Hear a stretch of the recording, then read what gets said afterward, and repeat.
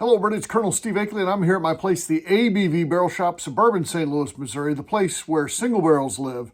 We literally are a shop that specializes in single barrel bourbon. I encourage you to come by if you're ever in the St. Louis area and see what we have going on. The cool thing about what we've got going on here is you can taste the whiskey. You can try before you buy.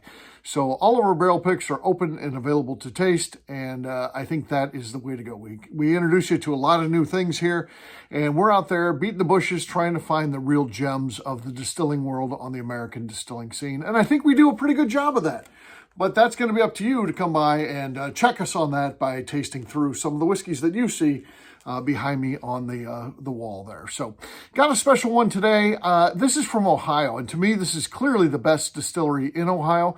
Ohio is a little bit of a surprise to me when you look at, it's a fairly big state in terms of population. You've got climate that is very conducive to making whiskey, not all that different than Kentucky. And for the most part, the whiskey that comes out of Ohio isn't very good. But there is an exception. There's always an exception to every rule, right?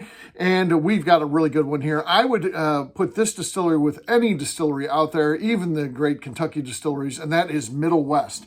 And I've got a special offering from them. This is their Pumpernickel rye. And man, this is good. This is like, if you're a rye whiskey fan, and if you're not, you should be, by the way. If you're a rye whiskey fan, this is like rye whiskey on steroids. And like, what does he mean by that? Well, I don't know. Well, think about anytime you've had a sandwich and it's been on pumpernickel bread. They tell you it's pumpernickel. They could just say it's a rye bread because pumpernickel is a style of rye. So they don't have to tell you that, but they tell you that because there's a little something, there's a little oomph there. There's a little something extra.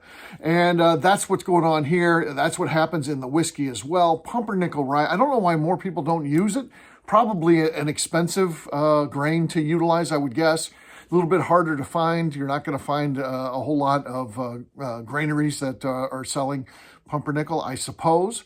But man, I love what they got going on with this. I think it's one of the greatest American whiskeys. They do a finish series too with this dark pumpernickel rye.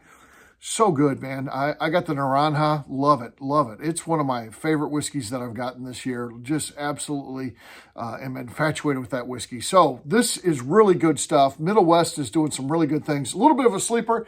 You might not have heard of them, but seek them out. Get to know them. Middle West, Columbus, Ohio. Great stuff.